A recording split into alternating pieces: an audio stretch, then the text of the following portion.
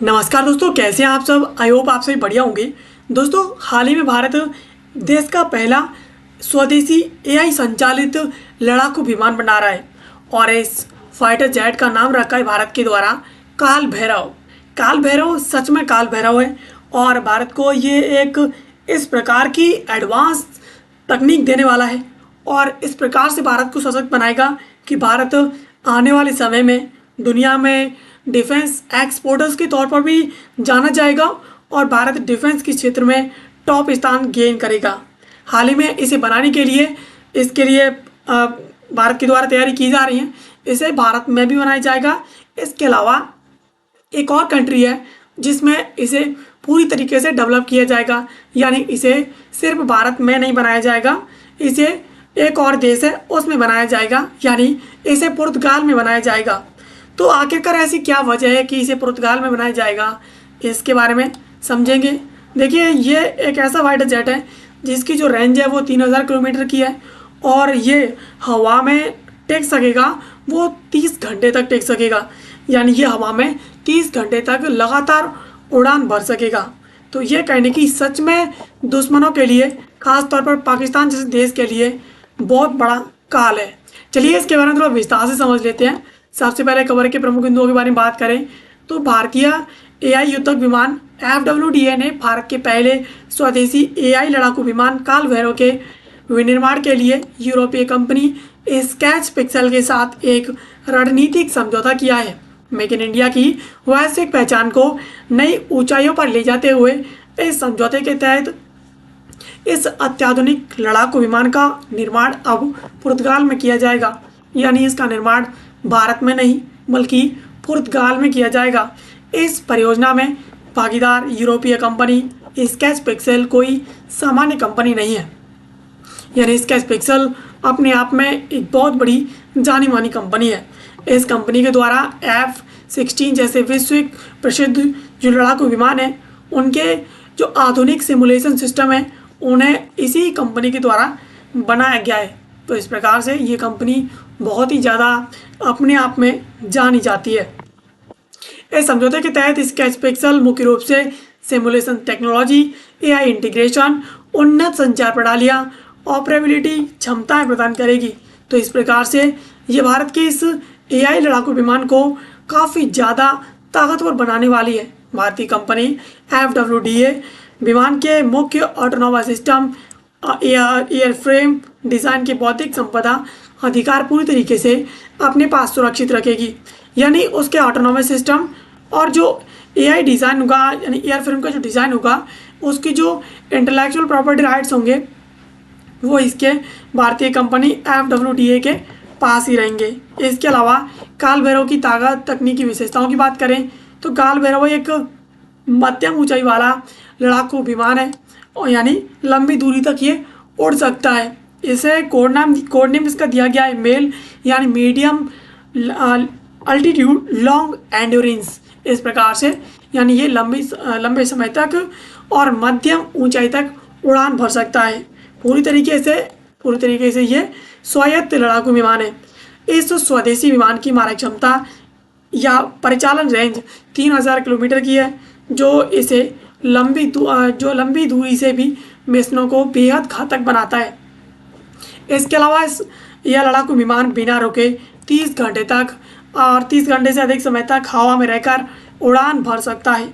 निगरानी और हमला भी यह वहीं से कर सकता है। इस प्लेटफॉर्म में कृत्रिम बुद्धिमत्ता यानी एआई पर आधारित लक्ष्य पहचान यानी एआई आधारित टारगेट इंटीग्रेशन होगा। आसानी से ये अपने आइडेंटिफाई कर पाएगा अपने टारगेट को। झुंड समन्वय यानी स्वार्म कोऑर्डिनेशन, जो स्वार्म ड्रोन्स होते हैं उनकी तरह ये आसानी से चल सकेंगे। इसके अलावा एनक्रिप्टेड संचार प्रणालियाँ इसमें शामिल है। तो इस प्रकार से ये काफ़ी ज़्यादा एडवांस है। इसके अलावा पारंपरिक अत्यधिक महंगे लड़ाकू विमानों के मुकाबले FWDA का मुख्य फोकस ऑटोनॉमस हवाई शक्ति, अगली पीढ़ी के हवाई सुरक्षा इकोसिस्टम को किफ़ायती और अत्याधुनिक बनाने से पूरी तरीके से लैस है।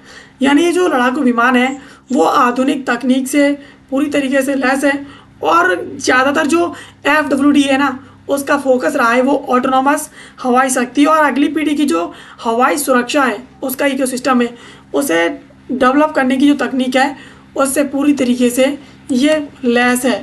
इसके अलावा FWDA के जो फाउंडर है CEO है उनके बयानों की बात करें तो FWDA के फाउंडर और CEO सुहास तेज स्कंदा के अनुसार यह समझौता भारतीय डिज़ाइन ऑटोनोमस सिस्टम के में वैश्विक स्तर पर जो बढ़ती हुई रुचि है और उसका भरोसा है उसे काफ़ी ज़्यादा दर्शाता है। उन्होंने गर्व से कहा है कि यह साझेदारी साबित करती है कि भारत की युद्धक प्रौद्योगिकी वैश्विक रक्षा विनिर्माण तंत्र में महत्वपूर्ण भूमिका निभाने के लिए पूरी तरीके से तैयार है। यानी भारत का जो भी युद्धक टेक्नोलॉजी है वो वैश्विक रक्षा विनिर्माण में एक अहम भूमिका निभाएगी। पुर्तगाल की भौगोलिक स्थिति बेहद रणनीतिक है। वहाँ का निर्माण होने से वहाँ जब इसका निर्माण होगा तो वहाँ इसका निर्माण होने से भारतीय तकनीक को सीधे नेटो इकोसिस्टम तक पहुँच प्रदान करेगी। यानी जब इसका निर्माण पुर्तगाल के अंदर होगा तो पुर्तगाल के अंदर निर्माण होने से भारत को सीधे नेटो का जो इकोसिस्टम है उस तक भारत को सीधी पहुंच मिलेगी।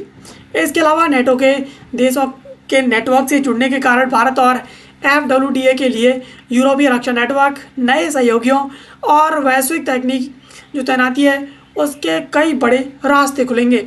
यानी नेटो जो कंट्रीज हैं उनके साथ जब भारत एक बार जुड़ जाएगा और FWDA जब जुड़ जाएगी तो इन दोनों को बहुत ही ज़्यादा अलग तकनीक और वैश्विक तैनाती है उसके अलग अलग रास्ते खुलेंगे। भारतीय डिफेंस अलग अलग जगहों पर तैनात हो सकेगी। सुहास तेज स्कंदा के अनुसार यानी उन्होंने स्पष्ट किया है कि उनकी कंपनी इस प्रोजेक्ट का सबसे बड़ा लक्ष्य भारत को दुनिया के शीर्ष जो निर्यातक है टॉप डिफेंस एक्सपोर्टर्स हैं जिनमें फ्रांस है, अमेरिका है, जर्मनी है, तो इस प्रकार से जो कंट्रीज़ हैं उनकी सूची में यहाँ पर भारत भी शामिल हो जाएगा। तो इस प्रकार से ये टॉप डिफेंस एक्सपोर्टर्स की कम्युनिटी भी भारत ज्वाइन कर लेगा। इसके अलावा स्केच पिक्सल के CEO उनके विचार और विकास योजना की बात करें तो स्केच पिक्सल के CEO मिगुएल एब्रू के अनुसार उन्होंने बताया कि इस प्रोजेक्ट में FWDA की deep engineering, advance electronics, AI chip विश्लेषण को उनकी सिमुलेशन सैन्य एकीकरण क्षमता के साथ जोड़ा जाएगा। यानी यहाँ पर स्केच पिक्सल के साथ जब FWDA जो काम करेगी तो FWDA अपनी डीप इंजीनियरिंग इसमें ऐड करेगी, एडवांस इलेक्ट्रॉनिक्स ऐड करेगी, AI और इसमें चिप ऐड करेगी। जबकि जो स्केच पिक्सल है वो इसमें सिमुलेशन और इसके अलावा सैन्य एकीकरण जो क्षमता है वो ना ये इसमें ऐड करेगा।